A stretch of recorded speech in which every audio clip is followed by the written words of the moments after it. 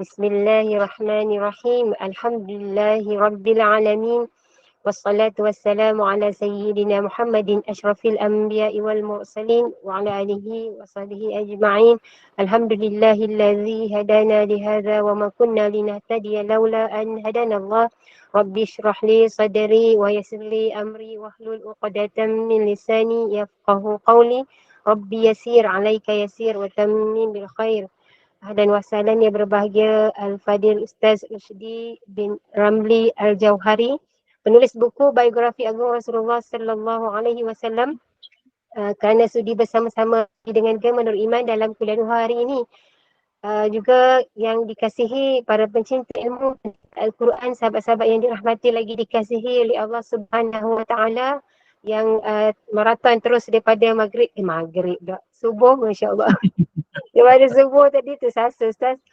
Hingga ke saat ini masya-Allah tak menunggu dalam halakat ilmu. Mudah-mudahan Allah kurniakan kerahmatan, kefahaman, meningkatkan iman kita, masya-Allah. Yang saya hormati lagi saya kasihi Saf Pentadbiran Gemenur Iman yang dipimpin oleh pengerusi Puan Nur Hajar Rosniati binti Mansur. Jadi bagi memohon keberkatan kuliah kita pada pagi ini, marilah sama-sama kita membacakan umum kitab yang akan dipimpin oleh Al-Fadil Ustaz untuk kita hadiahkan kepada baginda Rasulullah Sallallahu Alaihi Wasallam, dari keluarga baginda, para sahabat, para sadiqin, para syuhada, alim ulama, guru-guru kita, ahli keluarga kita, serta jangan kita lupa kepada umat Islam di Gaza, Palestin, juga muslimin dan muslimat sama ada yang masih hidup ataupun yang telah kembali ke rahmatullah. Rabbana taqabbal minna bisirril Fatihah. أعوذ بالله من الشيطان الرجيم بسم الله الرحمن الرحيم الحمد لله رب العالمين الرحمن الرحيم مالك يوم الدين إياك نعبد وإياك نستعين اهدنا الصراط المستقيم صراط الذين أنعمت عليهم غير المغضوب عليهم ولا الضالين آمين.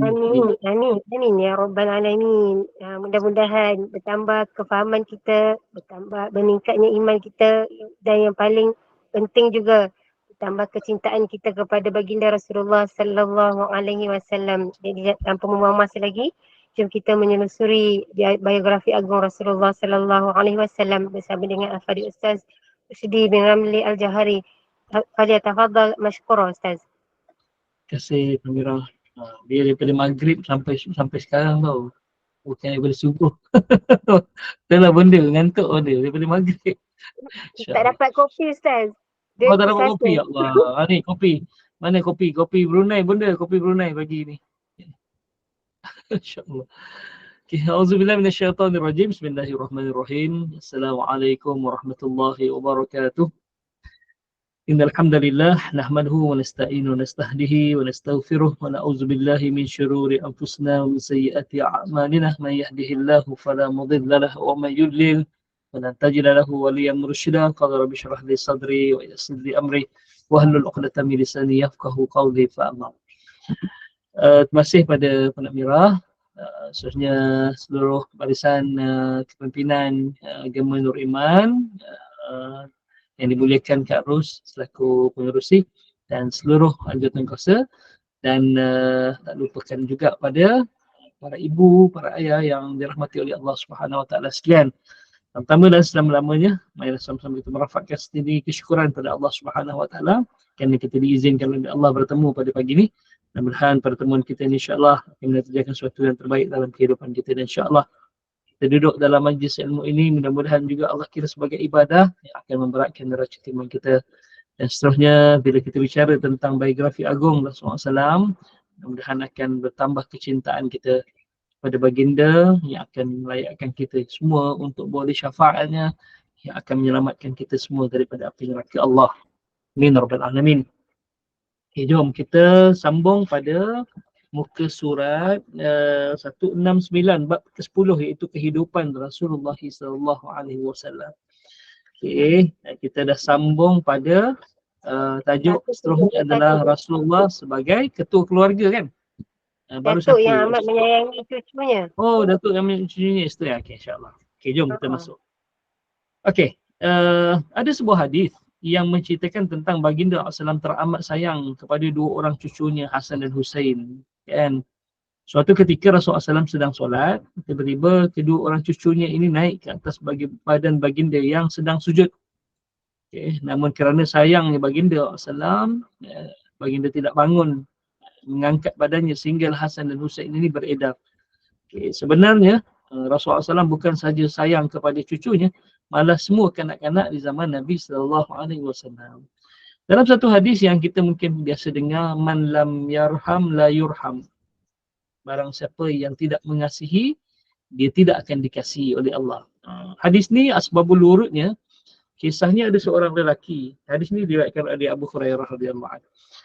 Kisah seorang lelaki namanya, sahabatlah, namanya Al-Aqra' bin Harith. Al-Aqra' bin Harith. Dia bila lihat Nabi SAW cium Hasan ketika itu, lalu dia berkata, ya Rasulullah, aku ada 10 anak, tapi aku tak pernah cium seorang pun daripada mereka. Lalu Nabi berkata, man la yarham la yurham. Siapa yang tidak mengasihi, dia tidak akan mengasihi. Jadi itulah, kita kalau nak dapat kasih sayang daripada Allah, kita dulu kena jadi orang yang penyayang. Bukan sahaja penyayang pada manusia, pada tumbuh-tumbuhan, pada binatang, pada binatang. Kalau binatang dekat singki kita makin tenggelamkan dia kan, dirus air masuk dalam lubang tu kan, dia tak dosa pun dengan kita.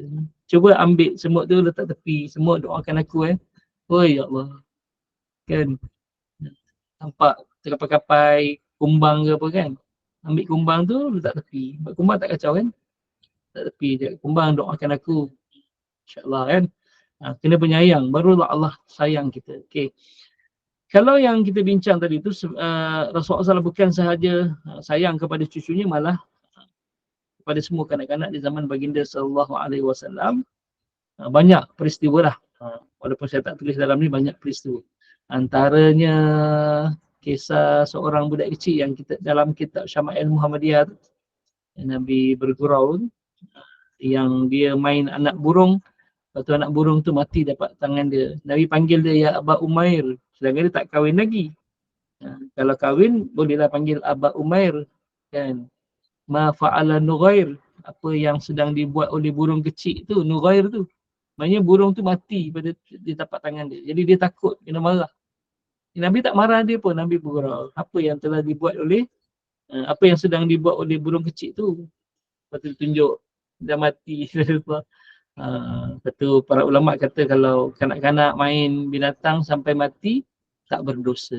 Dia tak berdosa sebab kanak-kanak tak tahu. Itu kisah Nabi SAW, tak marah pun budak tu. Lalu Nabi bergurau pula dengan panggilan ya Aba Umair. Ya, sedangkan dia tak kahwin lagi, takkan bapa Umair kan. Cara Nabi bergurau. Kemudian dalam satu hadis Nabi SAW, saya tak masuk dalam ni, laisa minna man la yarham saghirana wa yu'aqir kabirana. Dia kata Nabi SAW, bukanlah daripada golongan kami siapa yang tidak mengasihi anak-anak kecil, kan, wa yu'aqir kabirana, dan tidak menghormati orang yang lebih tua daripada kita, daripada kami. Jadi laisa minna. Kata, jadi Islam tu adalah agama berkasih sayang, berkasih sayang. Itu dalam tajuk Rasulullah sebagai ketua keluarga. Jadi selain daripada Rasulullah seorang suami yang penyayang, kemudian suami yang adil, walaupun memiliki isteri 11 orang, termasuk 2 orang hamba tu kan, Maria Al-Qibtiyah dengan Raihana binti Sam'un kan. Nabi SAW tetap berlaku adil, walaupun Saudah telah memberikan gilirannya kepada Aisyah radhiyallahu anha. Tapi tak, walaupun dah bagi satu, tak adalah ambil kesempatan. Nabi tetap membahagikan masanya dengan para isteri Nabi SAW. Dah bagi masa macam tu punya adil pun, Nabi tetap berdoa pada Allah Subhanahu Wa Taala dan berkata, Allahumma ya Allah, hadhihi qismani inilah cara pembahagianku ya Allah. Fima la amliku fala talumni fima tumliku wala amlik. Jangan engkau cela aku ya Allah atas apa yang aku tidak mampu dan aku tidak memilikinya. Jadi Nabi SAW doa juga walaupun dah macam tu adil, tapi Nabi doa juga pada Allah takut kan, ada terlepas pandang wallahu alam. Jadi Nabi kata ya Allah, inilah cara pembahagian aku pada isteri-isteriku, fima amliku, apa yang aku mampu, fala talumni, jangan engkau cela aku, fima tumliku, daripada apa yang kau miliki, wala amliku, dan aku tidak miliki ataupun aku tidak mampu untuk laksanakannya. Hadis riwayat Abu Daud. InsyaAllah. Selesai. Okey. Jom kita masuk dalam seterusnya Rasulullah sebagai ahli politik. Kalau kita rujuk dalam ayat Allah Subhanahu Wa Taala kan, yang khalifah tu. Wa idh qala rabbuka lil malaikati inni ja'ilun fil ardi khalifah. Khalifah ni dalam tafsir menyebut iqamatuddin, membangunkan agama. Tugas seorang khalifah ni adalah membangunkan agama. Wasiyasatud dunya bihi, dan mentadbir dunia ini dengan agama. Itu tugas khalifah. Okey. Jadi antara yang dilakukan oleh baginda Rasulullah sebagai ahli politik, baginda sentiasa bermesyuarat di antara para sahabat. Dalam sebuah hadis diceritakan bahawa tidak akan sia-sia bagi mereka yang bermesyuarat dan tidak akan kecewa bagi orang yang istikharah. Di hadis riwayat At-Tabrani, la khaba man istakhara wa la nadima man istashara. Tidak akan sia-sia orang yang beristikharah, dan tidak akan kecewa orang yang bermesyuarat. Itu orang bermesyuarat ni tak akan kecewa. Sebab itulah Sayyidina Ali, bila cadangannya ditolak, dia akan sebut Alhamdulillah. Bila cadangan diterima, dia akan beristighfar. Terbalik itu kan. Kalau cadangan kita diterima, Alhamdulillah. Cadangan kita ditolak, Astagfirullahalazim, kau ni. Itu macam tu kan. Terbalik pula kita ni. Cadangan kita ditolak, Astagfirullah. Kan. Tapi Sayyidina Ali tak. Sayyidina Ali bila cadangan dia diterima, dia akan istighfar, Astagfirullah. Sebab takut pada cadangan tu ada mudarat pada Islam. Bila cadangan ditolak, Alhamdulillah, ditolak cadangannya sebab takut-takut cadangan yang diutarakan tadi itu akan bawa mudarat pada Islam. Jadi tak diterima, tidak ada mudarat pada Islam. Sepatutnya kita macam itulah. Bila bermusyarat, cadangan kita ni ditolak, Alhamdulillah. Kita tak tahu apa yang kita nampak macam okey, tapi tak tahu akan datang. Kalau cadangan kita diterima, Astagfirullah, sebab kita takut. Di sebalik cadangan kita ni mungkin ada mudarat. Itulah tentang tu. Rasulullah amat mementingkan permesyuaratan sebagai contoh dalam peperangan Uhud. Walaupun dalam peperangan Uhud, Allah telah memberi ilham kepada Nabi SAW untuk berperang di dalam kota Madinah. Sebab Nabi tahu peperangan ini kali ini dahsyat. Kenapa dahsyat? Sebab orang kafir Quraisy rasa malu dan rasa rasa dendam yang membara dalam hati mereka. Itu mereka datang dalam perang Uhud memang dengan dendam yang sangat kuatlah, yang sangat dahsyat. Mereka nak balas dendam kekalahan mereka dalam peperangan Badar. Okay. Sepatutnya peperangan Badar ni tak kalah. Jumlah mereka ramai, jumlah tentera Islam tak ramai. Okay. Lepas tu tentera Islam dah tak bawa senjata. Pergi pun berapa ekor unta je yang dibawa kan, yang dinaiki bergilir-gilir kan. Sepatutnya tentera musyrikin Quraisy ni boleh menang. Tapi kalah, itu satu tamparan hebat kepada pembesar-pembesar Quraisy. Dan kebanyakan pembesar-pembesar Quraisy, antaranya Abu Jahal, Wa'il bin Mughirah, Al-As bin Wa'il, semua mati dalam terkorban dalam perang Badar. Jadi mereka malu. Yang balik ke Mekah tu mereka malu dengan kekalahan. Itu mereka nak lancarkan lagi peperangan untuk balas dendam. Di sinilah yang Hindun tu, isteri Abu Sufyan bin Harb, sebab Sayyidina Hamzah bunuh ayah dia, pakcik dia, abang dia dalam perang Badar. Dalam perang Badar, Sayyidina Hamzah seorang dia bunuh 31 orang. Jadi sebab itulah Hindun masuk dalam perang ni dan ditawarkan merdeka kepada hambanya nama Wahsy kalau dapat bunuh Sayyidina Hamzah kan. Sebab itu Nabi tahu peperangan ni mesti dahsyatnya. Jadi sebab itu Nabi kata kita perang dalam Madinah je. Sebab orang-orang perempuan boleh bantu kita dalam peperangan. Mereka boleh melontarkan benda-benda yang berat daripada atas rumah mereka. Nabi cakap itu. Kan? Akhirnya kan terbukti dalam peperangan Ahzab. Bila Nabi tolak mentah-mentah bantuan yang nak dihulurkan oleh Abdullah bin Ubay bin Salul, ketua munafik Madinah, dengan 300 orang tentera munafik. Nabi tolak sebab Nabi tahu ni tentera munafik ni berpura-pura je Islam. Nanti dia akan rosakkan kita daripada dalam. Ya, maksudnya dia lah yang membunuh tentera Islam daripada dalam nanti. Nabi tolak dia. Jadi Abdullah bin Ubay bin Salul ni rasa marah sebab Nabi tolak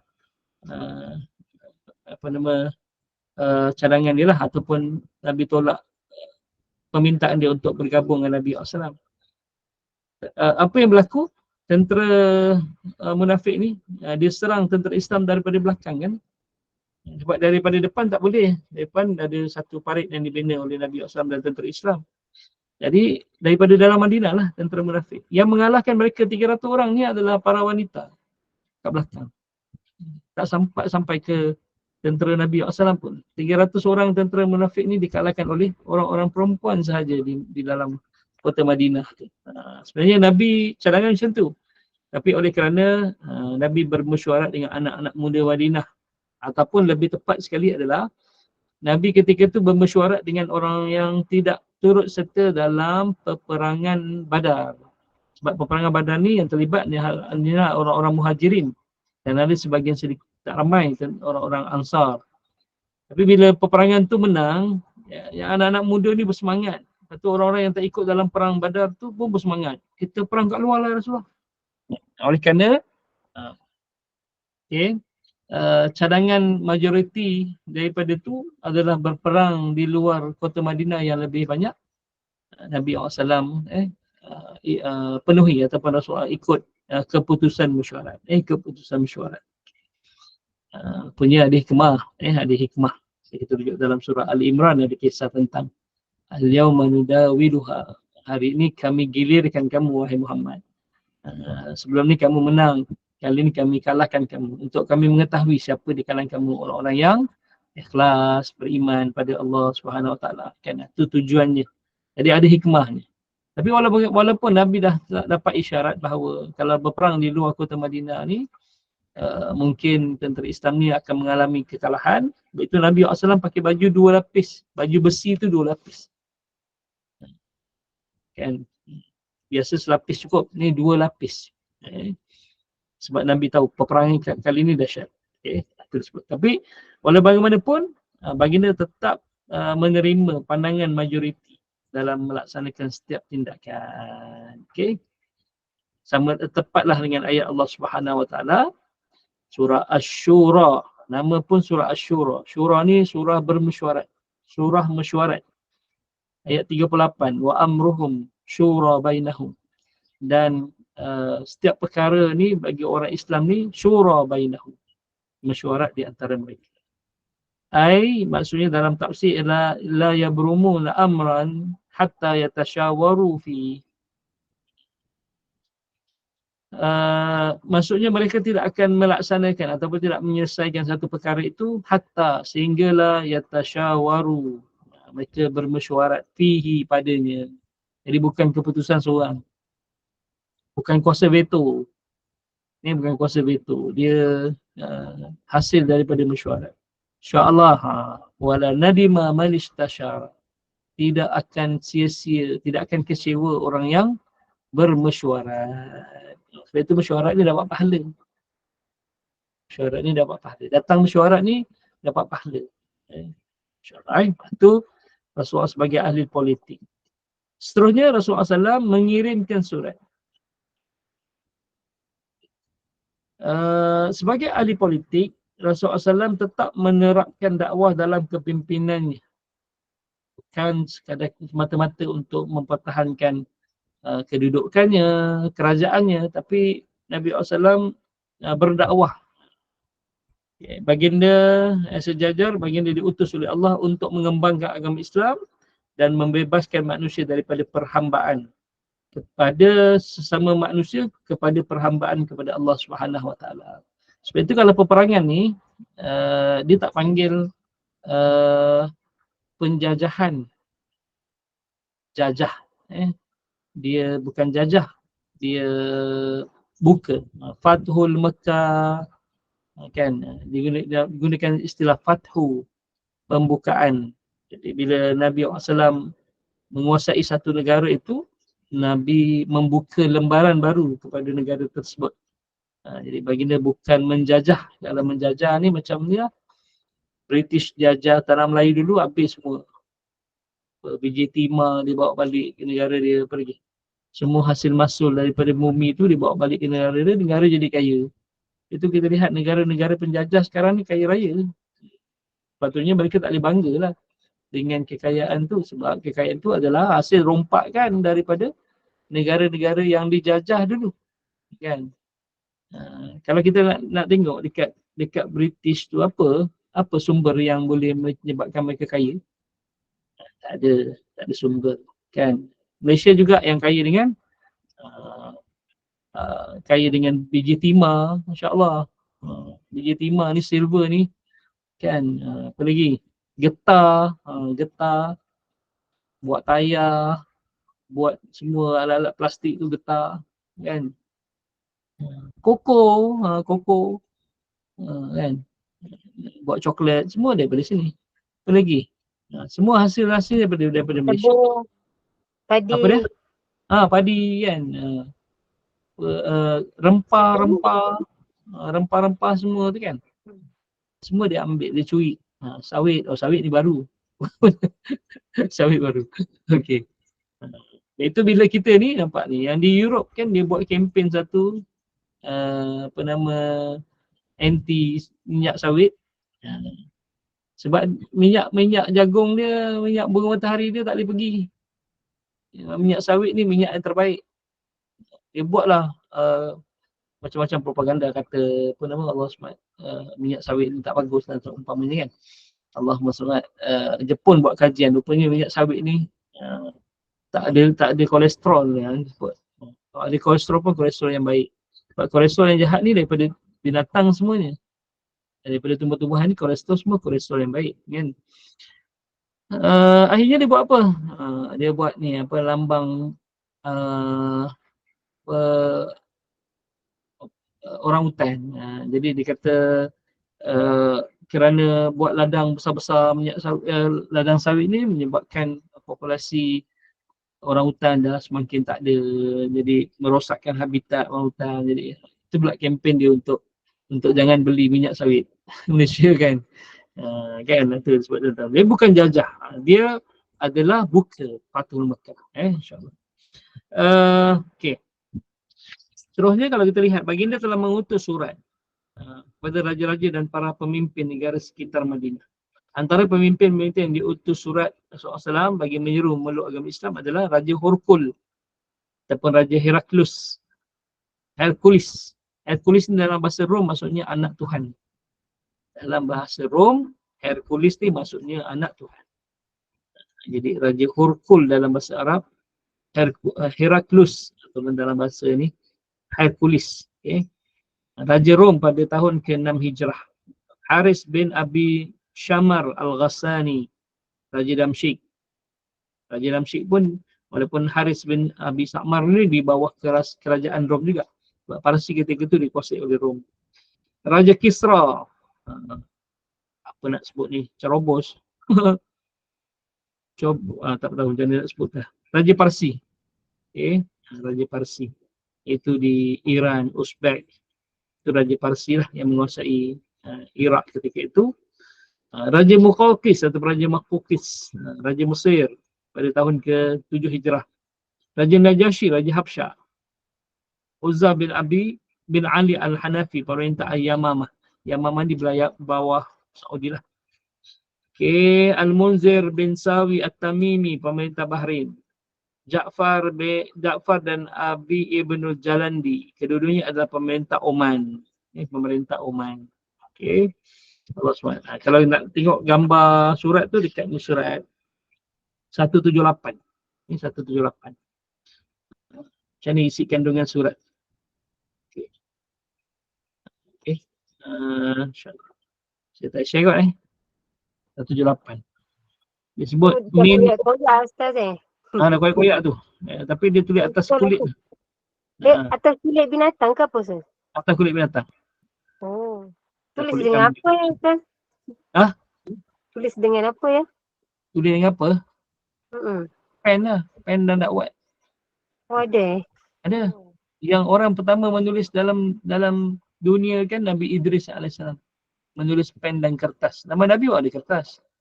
Jadi kalau kertas ni dia mudah rosak. Sebab itu Nabi tulis Al-Quran itu di atas kulit-kulit binatang. Sebab kulit binatang ni boleh tahan lama. Kan boleh tahan lama. Ada juga dia tulis atas kertas. Jadi bukan kertas macam kertas kita lah. Dia tulis atas kertas ni daripada pelepah-pelepah korma. Kalau di Mesir dulu zaman Fir'aun dia tulis atas apa nama dia? Lupa dah. Apa nama dia? Pokok tu. Di pokok banyak tepi Sungai Nil. Papyrus ya? Pokok papyrus. Papyrus. Ya betul papyrus. Saya lupa dah. Tu kan di atas kertas. Ni. Jadi isi kandungan surat ni boleh baca tak? Tu semua diterjemahkan sebelah tu. Ni Muhammadin abdillahi wa rasulihi ila al-Muqawqis azimil qibti. Okey, daripada Muhammad bin Abdullah dan rasulnya kepada Raja Muqawqis azim ni pemerintah Al-Qibti. Qibti Mesir. Ustaz, masa ni dah ada baris Ustaz? Tak ada. Tak ada Yang ada tepi tu dimudahkan untuk kita lah. Ya, diterjemahkan untuk kita. Dimudahkan untuk kita. Baik, faham. Okey. Okey. Dia tulis dalam bahasa Arab. Dia tulis dalam bahasa Arab. Okey. Dia tengok negeri lah. Kalau negara yang contohnya kalau apa nama Parsi ke, dia akan tulis dengan tulisan Parsi lah. Dia bukan dalam bahasa Arab, dalam bahasa Parsi. Siapa tu tukang tulis Nabi SAW? Siapa nama dia tu? Dia lupa dah. Zaid bin Sabit kan? Zaid bin Sabit yang tulis Nabi SAW. Sekejap. Yang saya lupa penulis Rasulullah banyak kan? Banyak. Ada yang Nabi perintahkan dia untuk belajar. Zaid bin Sabit tak silap. Yang Nabi perintahkan dia untuk orang yang tak awam nulis. Siapa? Muawiyah, Zaid bin Sabit. Saya pun lupa dah sekejap Orang yang tak awam nulis bagi Rasulullah Muawiyah bin Abi Sufyan dengan Zaid bin Sabit. Betul. Bukan surat 134 tu. Zaid bin Sabit. Zaid bin Sabit ni Zaid bin Sabit ni Nabi pernah suruh dia sebab nak tulis surat kepada orang Yahudi kan. Orang Yahudi ni bahasa Ibrani bukan bahasa Arab kan. Buku Ustaz itu surat 109. Ya betul, 109. Yang merupakan penulis wahyu baginda. Ya betul. Yang Nabi minta dia belajar bahasa Ibrani. 15 hari je dia dapat kuasai. Kan bahasa Ibrani. 15 hari je dapat kuasai bahasa Ibrani dan boleh menulis surat kepada Yahudi dalam bahasa Ibrani. Okey, itulah sebut tentang tu Nabi mengutus surat. Okay, natijah daripada surat utusan, kita balik 172 tadi tu. Natijah daripada utusan surat yang dihantar oleh Rasulullah SAW ialah baginda dapat mengetahui siasah politik negara tersebut dan kecenderungan pemerintahnya. Okay, ni macam mana? Ada yang dapat surat tu dia koyakkan kan? Dia koyakkan, dihancurkan, dia bunuh lagi utusan tu. Jadi Nabi kan doa, ya Allah hancurkan negaranya sebagaimana mereka menghancurkan surat tu kan. Jadi akhirnya Allah hancurkan Parsi tu sehancur-hancurnya sebagaimana Raja Parsi tu mengoyakkan surat Nabi SAW. Kemudian Raja Yaman meluk Islam. Raja Muqawqis asalnya tak Islam tapi akhirnya masuk Islam. Tapi sebagai hadiah kepada surat tersebut sebab ialah yang utusan yang dihantar kepada Raja Muqawqis ni kata raja ni dalam suratnya, utusan kamu telah memuliakan aku. Jadi yang utusan Nabi SAW pun bukan salah-salah orang. Nabi pilih Satu yang berani mati sebab tak semestinya hantar surat ni balik boleh hidup. Mungkin akan dibunuh.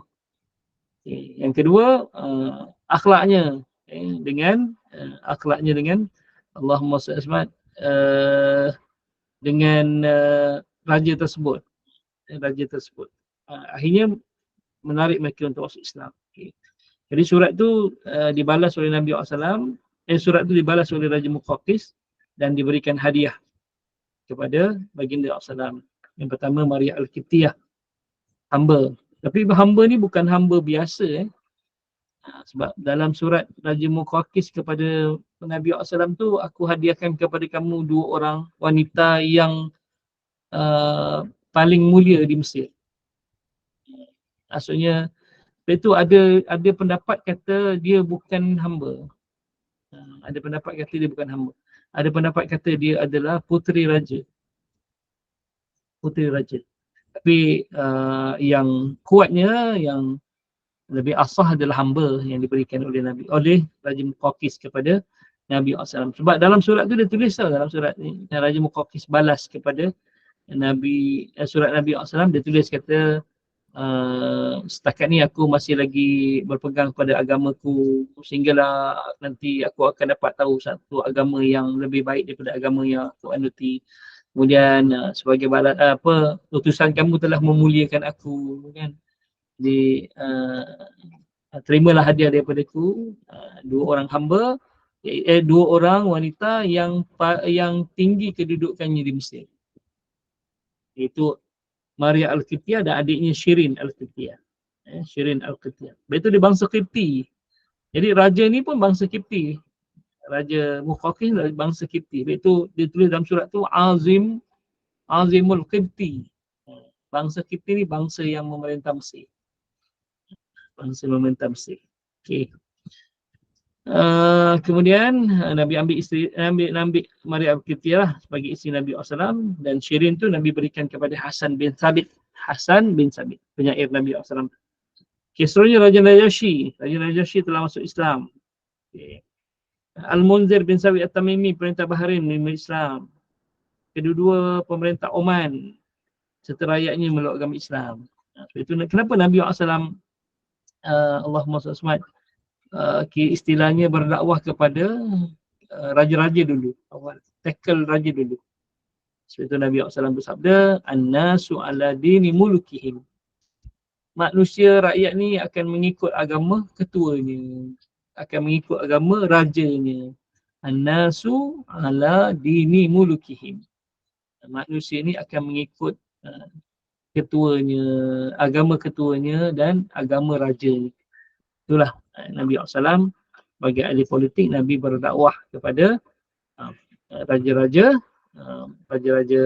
sekitar Madinah. Inilah yang datangnya cok mohor Nabi SAW tu. Cok mohor yang bentuk cincin tu. Ya, bentuk cincin. Bila cok mohor tu hilang, jatuh di Perigi Aris, kan, zaman pemerintahan Sayyidina Uthman bin Affan. Sayyidina Uthman bin Affan gantikan kan cok mohor tu dengan batu daripada Zamrud. Asalnya perak dibuat cincin. Ya, perak dibuat cincin. Okay. Tapi digantikan oleh Sayyidina Uthman dengan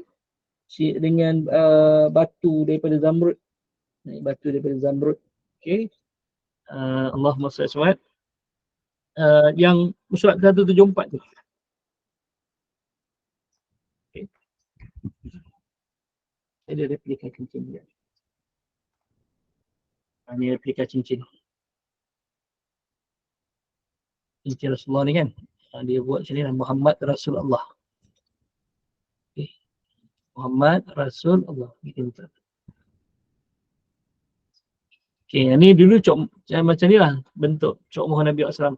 Itu Nabi SAW kalau pakai cincin pada jari kelingking, dan baginda SAW akan terbalikkan batunya ke dalam ni. Sebab nak jaga ukiran ni, takut rosak. Takut tersangkut apa-apa, calar dan hilang satu huruf ke. Jadi baginda SAW makan letak macam, yalah sekarang ni warna merah tu kan. Lepas baginda akan tekan dengan tangan. Punca Nabi buat cincin macam ni, yang Muhammad Rasulullah ni.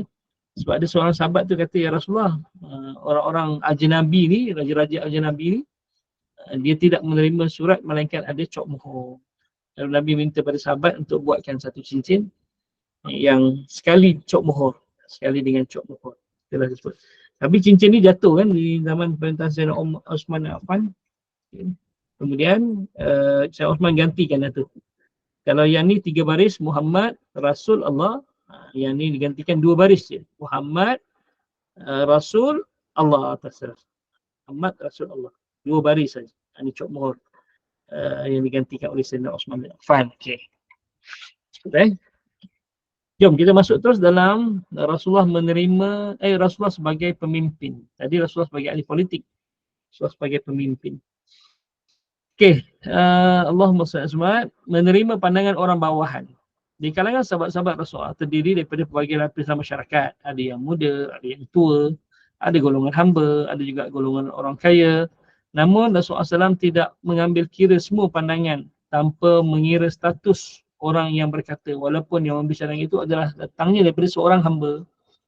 Okay. Dalam peperangan Khandaq sebagai contoh, pandangan seorang yang baru meluk agama Islam yang merupakan orang luar, bukan orang Arab, kan? Itu Salman Al-Farisi, dia orang Parsi, itu namanya Salman Al-Farisi. Farsi itu Parsi.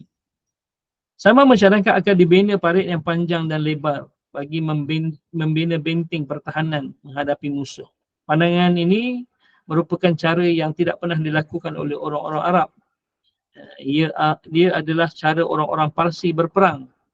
Namun begitu, ia tetap diterima oleh baginda SAW oleh siapapun yang mengutarakannya. Jadi Nabi SAW menerima pandangan semua sahabat. Sama ada sahabat ni Allah SWT hamba ke, Nabi tetap menerima pandangan sahabat. Okay. So insyaAllah kisah yang ni rupanya bila orang-orang musyrikin Quraisy yang bergabung dengan Yahudi Madinah nak memerangi Islam, tiba-tiba di hadapan mereka terbina parit yang panjang. Panjangnya 6.5 km. 6 km setengah. Panjang, 6 km setengah. 6 km setengah. Okey. Allahumma salli alaihi wasallam. Dalamnya pula dalamnya 4.5 meter. Jadi kalau masuk ke dalam tu memang tu yang tanah-tanah yang digali tu dibawa ke seberang tempat kawasan orang Islam, dibina tembok setinggi 1.8 meter. 1.8 meter. Jadi kalau kuda masuk dalam tu, dia tak boleh naik sebab tembok tinggi. Lepas tu dia punya caranya bukan parit macam yang tegak ni. Dia condong ni. 4.5, bukanya 4.5 meter, dalamnya pun 4.5 meter. Cuma bahagian dasar tu kurang 1 meter, 3.5 meter. Jadi dia bentuk macam ni. Jadi kalau kuda masuk itu, dia kena ambil step nak naik tak boleh. Dia kena ada step nak naik kan. Itu yang bila tentera musuh datang, tengok apa ni? Tak pernah dibuat oleh orang-orang Arab perang ni. Mereka pelik lah. Mereka pelik. Itulah, walaupun cadangan itu datang daripada orang yang baru masuk Islam, kemudian hamba. Sama Al-Farisi dulunya hamba. Kan? Kemudian Allahumma salli alaihi dia orang luar, dia orang Parsi, bukan orang Arab.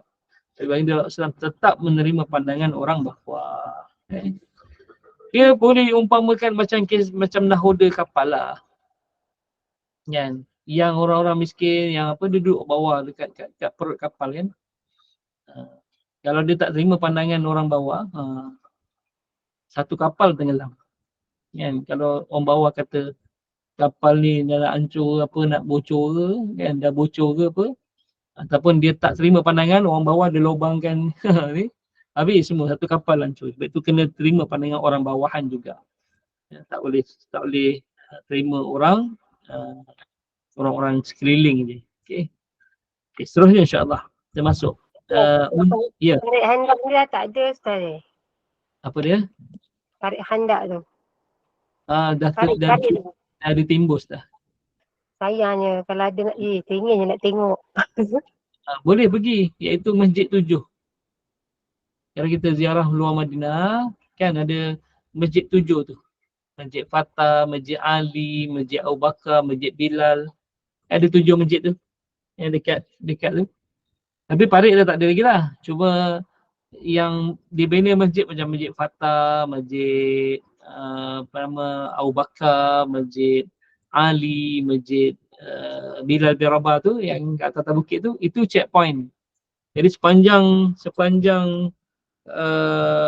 Parit tu 6.5 km tu ada penjaganya. Kat sini ketua penjaganya Abu Bakar, kat sini ketua penjaganya adalah Bilal bin Rabah. Dibina masjid atas checkpoint tu. Yang last sekali yang sana tu memang tempat yang senang orang nak naik sebab dia dah bukit. Jadi orang akan panjat bukit tu. Tu checkpoint yang dijaga oleh Sayyidina Ali. Itu dia minta, tapi Rasulullah sana biar aku jaga. Jadi orang Islam, orang musyrikin Quraisy cuba nak masuk dari situ tapi berhadapan dengan Sayyidina Ali lah. Okey, kisah ni. Masjid 7. Masjid 7. Kalau kita pergi ni ziarah luar Madinah tu Masjid 7 ni boleh. Okey. Selesai insya-Allah. Jom terus mengamalkan syura. Sama tadi. Lebih kurang sentiasa bermesyuarat, yang ini mengamalkan syura. Syura bermaksud mesyuarat. Nabi sentiasa bermesyuarat dengan para sahabat dalam setiap hal dan keadaan. Bilik mesyuarat baginda adalah masjid. Kerana apabila memesyuarat dalam masjid akan terhindar daripada gangguan syaitan, dan juga para ahli mesyuarat akan menghormati masjid dengan tidak meninggikan suara serta menjaga adab-adab dalam masjid. Sebab itu Nabi SAW bermesyuarat dalam masjid. Okay. Baginda SAW juga menerima tetamu juga dalam masjid. Di kawasan Raudah tu ada tiang Al-Wafdu, tiang yang selalu Nabi bersandar untuk terima tetamu. Kan Nabi SAW dia terima tetamu ni lepas maghrib. Itu Nabi takhirkan isyak kadang-kadang sebab ada tetamu datang, Nabi takhirkan isyak. Betul isyak ni boleh ditakhirkan. Okey, itu disebut. Okey. Contoh mesyuarat bagi membincangkan bagaimana mengatur strategi dalam menghadapi peperangan Uhud. Walaupun Nabi SAW telah berpendapat lebih baik bertahan dalam kota Madinah, namun bila mana orang-orang muda dan sebahagian besar yang tidak mengikuti perang Badar mencadangkan agar tentera Islam berperang di luar kota Madinah, cadangan itu diterima oleh Nabi SAW kerana mengambil pandangan majoriti. Yang lebih kuranglah yang tajuk Rasulullah sebagai ahli politik itu dengan Rasulullah sebagai seorang pemimpin. Okey. Itu kalau kita nak mesyuarat, boleh mesyuarat kat masjid. Tak adalah marah-marah, tak adalah mengamuk-amuk kan. Boleh mengamuk awal-awal pesan kita kat masjid, jadi jaga adab-adab kat masjid, suara jangan tinggi. Mungkin harmonis sikit lah mesyuaratnya. Berbanding kalau mesyuarat kat luar masjid, kat bilik mesyuarat. Kan. Okay. Jadi masjid ni bukan sekadar tempat ibadah. Masjid juga adalah tempat untuk berbincang, bermesyuarat. Kan? Masjid ni rumah Allah. Jadi kita akan jauh daripada gangguan syaitan. Jadi bila jauh daripada gangguan syaitan, mungkin yang keluar daripada mulut kita, cadangan kita tu adalah cadangan yang diiringi oleh restu Allah Subhanahu Wa Taala. Okey. Seterusnya, pembahagian kuasa. Ini yang menarik ni. Pembagian kuasa diamalkan oleh baginda SAW dalam pemerintahan beliau. Sebagai contoh, baginda kerap menukar panglima angkatan tentera bagi memberi peluang kepada sahabat-sahabat lain untuk merasai kepimpinan. Tapi tak semua manakala apabila baginda sendiri yang keluar perang, jawatan gubernur ataupun pemangku beliau di Madinah kerap bertukar-tukar. Kita boleh rujuk pada ni surat apa nama Allah SWT. Dia tu penjaga panji-panji Rasulullah SAW tu semua tu bertukar-tukar. Abu Bakar pernah, Ali pun pernah, Sa'ad bin Ubadah pernah. Surat 1 bab 3. Kemudian Ja'far bin Abi Talib pernah, Sa'ad bin Waqqas, Abdullah bin Rawaha, Usaid bin Khudair, Zubair bin Awam, Zaid bin Haritha, Hamzah bin Abdul Muttalib, Khalid bin Walid, Mus'ab bin Umair, Miqdam bin Amru. Okay. Kemudian kalau kita lihat pada surat tu gubernur tu gubernur lah. Okey.